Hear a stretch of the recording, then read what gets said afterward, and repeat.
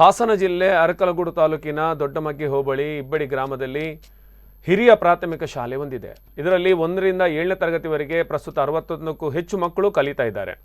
ಇಲ್ಲಿ 4 ಶಿಕ್ಷಕರಿದ್ದಾರೆ, ಆದರೆ ಕೊಠಡಿಗಳು ಮಾತ್ರ ಸಂಪೂರ್ಣವಾಗಿ ಜೀರ್ಣಾವಸ್ಥೆಯಲ್ಲಿವೆ.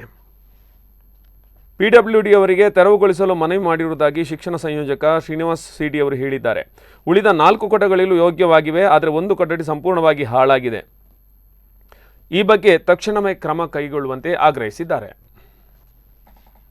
ಸರ್ಕಾರಿ ಶಾಲೆ ನೋಡಿ ಯಾವ ಸ್ಥಿತಿಲಿದೆ ಅಂತ ಎಲ್ಲ ಮುರಿದು ಬಿದ್ದೋಗಿದೆ.